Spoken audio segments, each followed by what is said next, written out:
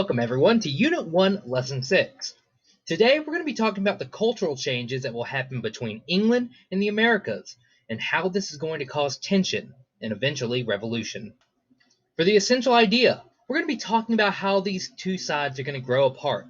It's going to happen in culture, in politics, and in philosophy. For your essential question, you're going to list these factors, explaining how they're going to end up impacting the two sides. Women, for the most part in the Americas, played a traditional role. They were expected to take care of the kids, to take care of the house, to cook, to clean. Married women actually had less rights than unmarried women. They wouldn't be able to work outside the house. They were expected to obey their husbands. Unmarried women actually had rights. They could own property. They could work. But they were probably still going to have to listen to other male figures like their fathers. It was a traditional period at that time, and that was what was expected from women in England. In the Americas, the colonies began to grow. The birth rate took off massively as we entered the 1700s.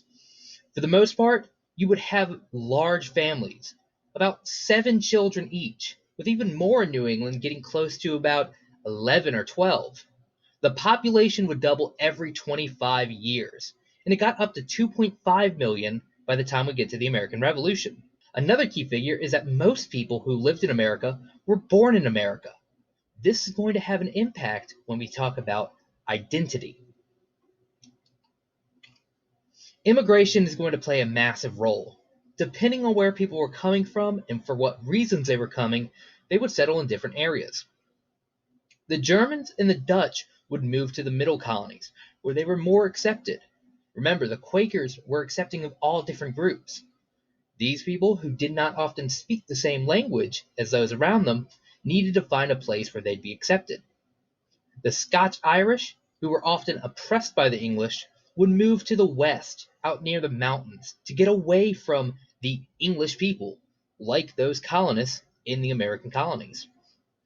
And the Africans, many of which were brought over as slaves, ended up in the southern colonies, particularly those of South Carolina and Virginia. Take a look at this chart. You can see the colonial demographics of 1776. Only 49% of all individuals in the country at the start of the American Revolution were of English descent. That means that 51% ended up being from other areas of the world. So what does all that mean? Loyalty to England starts to decline. By 1776, most people were either born in America or came from another country other than England. This means that they do not have the natural ties to England that somebody who just arrived from that country would have. By 1776, England would end up hurting themselves, passing laws, committing actions, things like the Boston Massacre or the Stamp Act, all of which would target the individuals in the colonies. And as we move on, respect towards the monarchy starts to go away. The longer people lived in America, the less respect they seemed to get from England. So their respect for the crown started to dissipate. Despite this, though, life in the colonies seemed to be doing well. Trade with England did bring them some money, particularly with raw materials. England would get tobacco, fish, lumber, all of these things that are abundant in the Americas. And major port cities like New York or Boston or Philadelphia or Charleston would all grow exponentially. But a major problem started to occur. Remember the system of mercantilism. This means that we were expected to trade only with England. As we take that concept, England starts to crack down.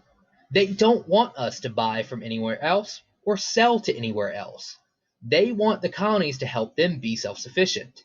And if they don't have to buy from anyone else, they can become the strongest nation in the world.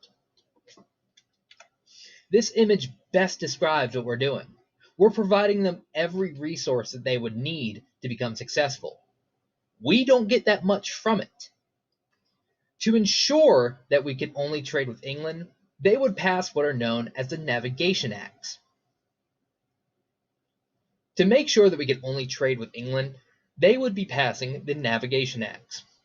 These laws would exploit us, requiring us only to trade on English ships and only to sell to England. The main resources that we could only sell to England were those raw materials that helped gain a lot of wealth.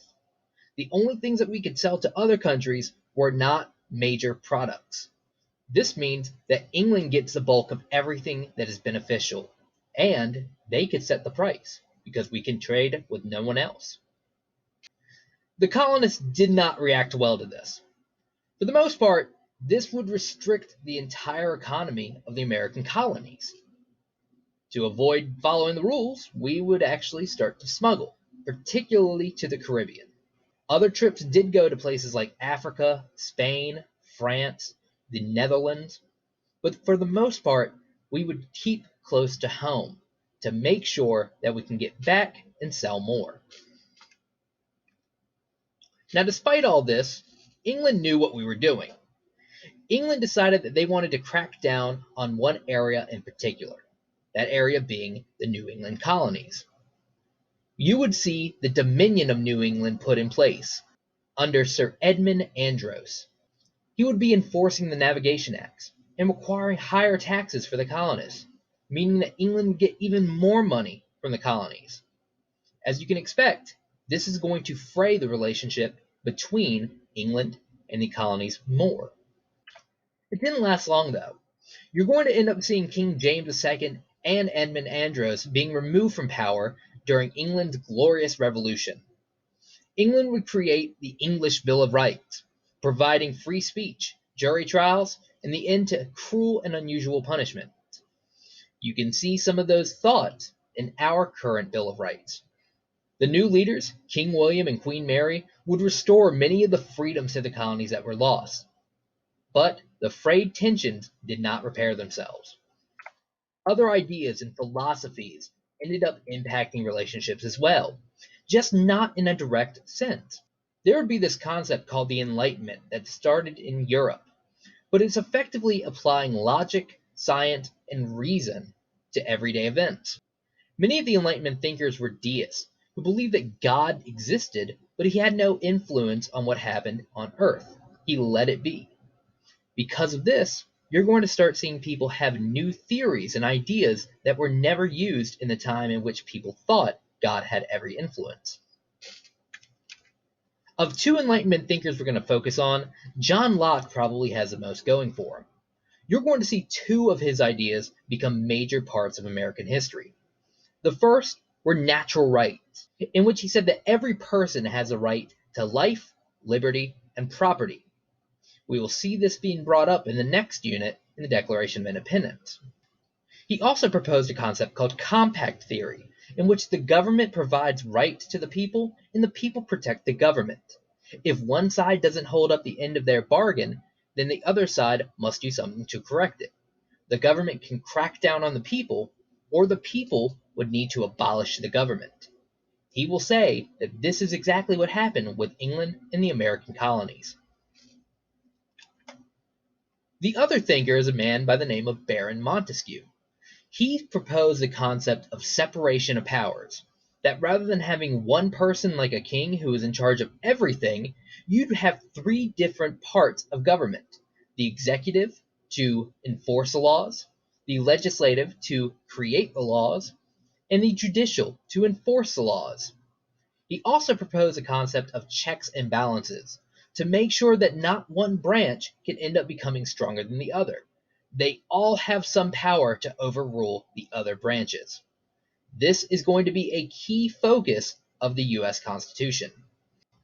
Enlightenment theories also had an impact when it came to free speech. If you remember, the English Bill of Rights provided people with the right to free speech. And in a major trial, the Zinger trial of John Peter Zinger, you're going to have free speech put on the stand, as Zinger would criticize the New York governor who was appointed by the king in a newspaper. After everything plays out, Zinger would be ruled not guilty because of the fact that he did not make any false statements. This is going to be the first time that you'll see a government ruling saying that the consent of the governed is important. It will also help set the precedent for the First Amendment, providing the freedom of speech and the freedom of press. The second major change is going to be in religion. Over time, colonists became less religious, particularly in the South. But a new awakening, a great awakening of Christianity, occurred in the colonies, turning people more religious and also having them question certain parts of the government. They would push for emotion. They would not push for those philosophical movements that we saw with the Enlightenment. But it will also challenge the normal church authority. These were not your everyday priests. They would say that you need to have a personal connection with God, and you should not have to get that from a priest. This challenge of authority is going to be very important. Of them, there are a few major players we have to look at. Jonathan Edwards is going to be your angry old grandpa. He says that everybody is going to hell and that they need to repent because God is angry. He still had a large following behind him despite that pretty angry sounding approach. George Whitefield, though, would use his emotional sermons to pull at people's heartstrings to make them want to change. Overall, you will see American churches split into two groups.